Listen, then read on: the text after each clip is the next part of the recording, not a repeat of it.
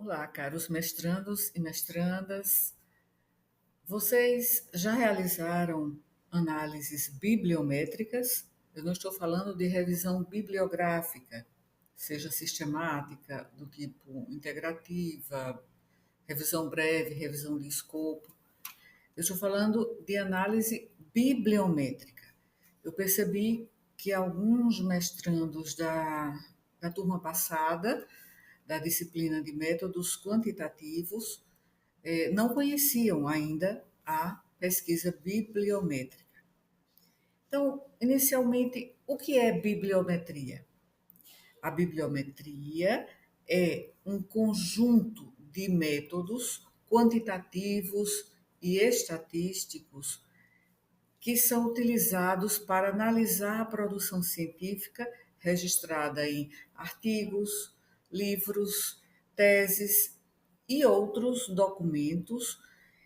E esse conjunto de métodos permite mapear o conhecimento, identificar tendências e avaliar a evolução de temas para compreender como pesquisadores, instituições e também países contribuem para determinado campo.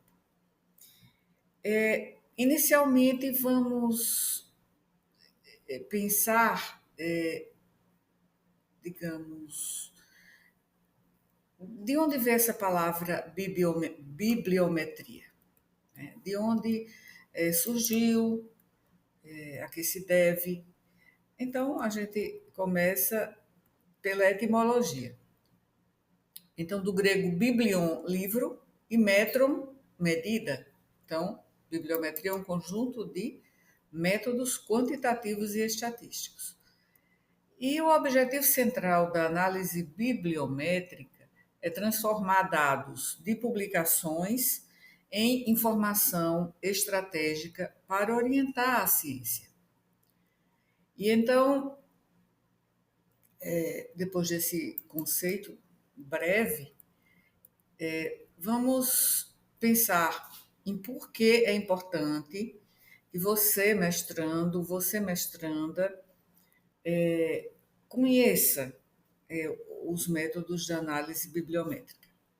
Porque é importante no seu trabalho, na sua dissertação, contextualizar a sua pesquisa. E a análise bibliométrica aí, ela mostra como o seu tema se insere no debate científico global. Também é importante para identificar lacunas, né, que é um aspecto ligado a esse anterior que eu mencionei, de contextualizar a sua pesquisa.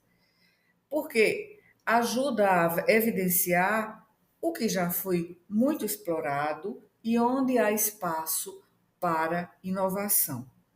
Mas você vai pensar, então, a revisão bibliográfica também tem essas contribuições. Mas a pesquisa bibliométrica vai além. Por quê? Vai além no certo sentido, e de outra forma ela é mais restrita, né? Porque ela não vai analisar os artigos selecionados numa revisão para avaliar a qualidade metodológica, por exemplo, das pesquisas. E o que é importante que a pesquisa bibliométrica ela acrescenta porque ela ajuda a selecionar autores-chave e conceitos centrais. Ou seja, ela define o referencial teórico-metodológico. E tem também uma relevância institucional e social, porque fortalece projetos de dissertação ao alinhar-se com linhas de pesquisa já reconhecidas. E quais são os principais indicadores utilizados na pesquisa bibliométrica? Primeiro, é a produção científica, ou seja, número de artigos, evolução anual ano a ano, de publicações, o impacto, ou seja, o impacto em termos de citações por outros artigos, o fator de impacto, o índice H, nesse mesmo sentido, a colaboração para observar redes de autoria, parceria interinstitucionais e internacionais. E o conteúdo temático, ou seja, as palavras-chave que estão naquele número de artigos, teses, livros selecionados. Então, as palavras-chave também são importantes. E aí, isso tem a ver com o conteúdo temático. A co-ocorrência de termos, os clusters, os aglomerados que se relacionam dentro daquela temática, as fontes de publicação, por exemplo, quais são os periódicos mais influentes, quais são qual é o fator de relevância, e isso, geralmente, essas fontes para a pesquisa bibliográfica são dois bancos de dados mais importantes, o Scopus e a Web of Science. Então, já falando sobre as bases para a coleta, né? Scopus, o Web of Science, mas também a PubMed, né? O Medline, Dimensions, OpenAlex e até o Google Escolar, o Google Acadêmico. Que softwares ajudam nessa análise? O VozViewer, que define mapas de concorrência e redes de colaboração. O Bibliometrics, que faz análises estatísticas e gráficas também detalhadas. E o NVivo ou o Atlas.ti, que complementa com análise qualitativa. E a gente sabe que tem também limites, né? Limites. Mas antes de falar em limites, eu quero mencionar também quais são as etapas. Quais são as etapas de uma análise bibliométrica? Primeiro, você define o objetivo, que é geralmente nesse sentido, de mapear fatores associados, por exemplo, a determinada questão de pesquisa. Vamos dizer, quedas em idosos. Mapear fatores associados às quedas em idosos. A construção da estratégia de busca. Então, da mesma forma que na pesquisa bibliográfica, temos palavras-chave, operadores booleanos, o período, né, o tempo que você vai abranger nessa busca. A extração de dados é a próxima fase, porque você vai baixar os resultados, que pode ser em formato BibTeX ou CSV, e você já exporta esses resultados por meio da própria base de dados. E você já faz a limpeza e a normalização, ou seja, você padroniza nomes de autores, de periódicos e de instituições. Além disso, você tem uma fase que já mencionei, mas é a análise quantitativa e as redes. Então, vamos ver o número de artigos, a colaboração entre esses autores, a concorrência de palavras e depois, como não basta contar, contabilizar ou mensurar, vem a interpretação crítica. É preciso contextualizar os resultados encontrados. E a aplicação nas práticas da pesquisa do mestrado é importante porque a bibliometria fornece também apoio para justificar a relevância da sua dissertação, da sua pesquisa de mestrado. Você também pode aplicar em um capítulo da sua dissertação, que é o capítulo de estado da arte, porque mostra de forma objetiva a evolução do tempo, aliás, a evolução do tema ao longo do tempo. E também comparações internacionais são possibilitadas pela a bibliometria, porque ela identifica em que países ou regiões esse tema é mais desenvolvido, é mais pesquisado. E também contribui para orientar novas agendas de pesquisa. Orienta a formulação de perguntas que ou não foram respondidas ainda, ou ainda há divisão entre os resultados de estudos publicados, ou seja, ambiguidades, descompassos. E, por fim, as limitações. Então, lembrar das limitações também, como em todo o método. Nem todas as produções estão indexadas em bases internacionais. Então, aí nós podemos ter um viés de idioma e um viés de acesso. E a quantidade dos estudos não é sinônimo de qualidade, porque um artigo muito citado pode ser controverso. E a necessidade de complementar com análise qualitativa também é importante fazer para não reduzir a ciência apenas a números. Então, a bibliometria pode ser usada como a bússola de uma pesquisa também. A análise bibliométrica é uma ferramenta poderosa que permite ao pesquisador, ao mestrando, enxergar além do próprio projeto. E aí você se situa em um panorama global, compreendendo a dinâmica do conhecimento e construindo uma dissertação mais sólida e conectada às demandas científicas e sociais. Então, a bibliometria é uma bússola, como eu disse, que orienta o pesquisador na imensidão de publicações disponíveis, indicando caminhos férteis, caminhos promissores para a investigação. Aqui eu coloco os indicadores, né? Os indicadores que são fundamentais porque permitem quantificar, comparar e interpretar a produção científica. Então, eu coloquei aqui os indicadores principais, né? Na verdade, aqui ao lado.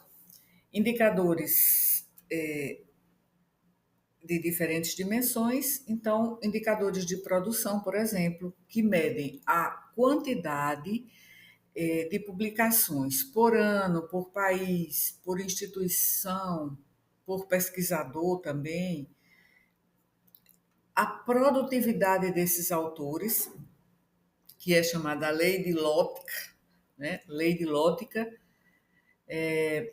a distribuição de periódicos também estão aí nesse indicador de produção.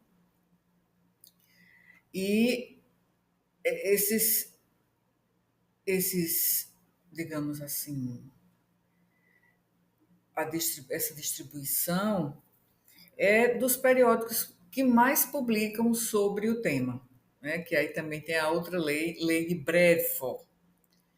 Aqui, os indicadores, que aqui tem um efeito espelho, os indicadores de impacto. São outros indicadores, outro conjunto de indicadores importante, que avaliam a influência e a visibilidade da produção científica. Então, o número de citações dos artigos, o índice H, o H-index, que mede o equilíbrio entre quantidade de artigos e o seu impacto.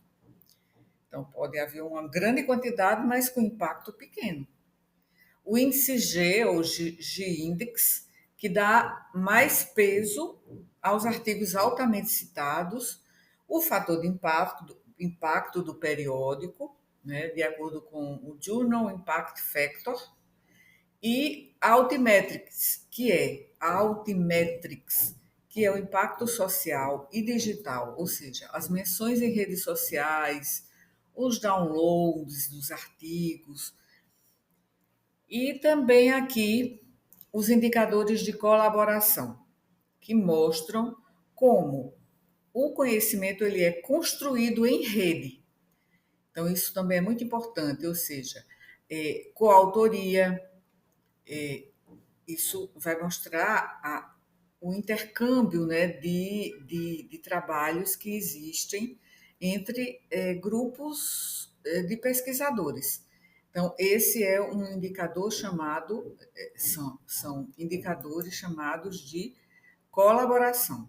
Então, aí vai ter coautoria, que é a quantidade e padrão de autores por artigo, redes de colaboração entre autores, instituições e países. A taxa de internacionalização, que é o percentual de artigos com autores de diferentes países. Aí vem aqui, novamente, outro tipo de indicador, e que eu já mencionei, indicadores de conteúdo ou indicadores temáticos. Aí, esses indicadores aqui, eles exploram os assuntos e tendências em determinada área. A ocorrência de palavras-chave, que também já mencionei antes, que é como se fosse um mapa temático de termos. A análise de citações cruzadas, é co-citation, e também o acoplamento bibliográfico, que é o Bibliographic Copying, além da tendência temporal de tópicos como um conceito que é colocado naqueles artigos, ele cresce ou declina ao longo do tempo. Aí, depois dos indicadores temáticos, vem esses indicadores de fonte de informação. Esses indicadores de fontes de informação, eu acho que está faltando aqui. Não é isso mesmo. De fontes de informação é importante porque eles avaliam a relevância das revistas e das bases.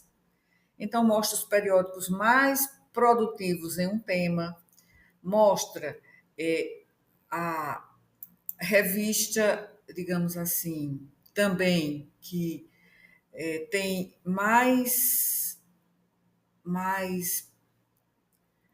presença, mais citações, ou seja, além dos periódicos mais produtivos, aquelas revistas que são nucleares, são revistas núcleo, que é o que eu mencionei, Bradford Law, né, a lei de Bradford.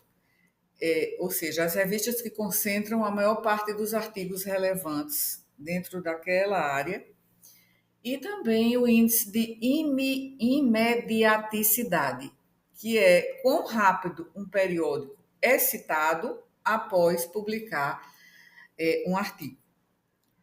Além disso, bom, eu acho que eu já falei, de produção, impacto, colaboração, conteúdo ou temático e em fontes de informação. Então, é isso. Então, para finalizar, indica a produção, quem publica e quanto publica, o impacto, quem é mais citado, ou seja, quem é mais relevante, a colaboração, quem pesquisa em conjunto com quem, e o conteúdo sobre o que se pesquisa. Claro, e também tem as fontes, né? Que esse último índice aqui. As fontes onde se publica mais, né? De forma mais relevante. Então, assim, encerro essa pequena apresentação sobre análise bibliométrica, né? Porque percebi que não é um tipo de publicação conhecido, né? Pelo menos por um contingente menor de mestrandos, ou maior, não é? Não sei. Eu estou levando em conta a amostragem, né? Com dos mestrandos com os quais eu tenho trabalhado na minha instituição. Então, o que é que você acha? Já realizou uma pesquisa bibliométrica? E o que é que você achou dessa experiência da pesquisa bibliométrica? Deixe aqui nos comentários. Então, até a próxima. Eu estou colocando também mais temas de metodologia da pesquisa, porque coloquei uma enquete aqui neste canal do GESME, e aí percebi que a maior parte dos últimos respondentes dessa enquete disseram que preferiam conteúdos de metodologia da pesquisa, porque antes eu tinha verificado e a maioria preferia temas de semiologia médica. Então, agora eu estou vendo esse novo resultado dessa enquete, pelo menos os últimos respondentes, que mostraram uma quantidade razoável, né, de inscritos nesse canal que preferiria, né, postagens, publicações sobre metodologia da pesquisa científica. Então, até o próximo e não esqueça de curtir, de compartilhar e também de se inscrever aqui no nosso canal para que ele possa ganhar relevância aqui nesse mundo digital e atrair mais pessoas para participar. Até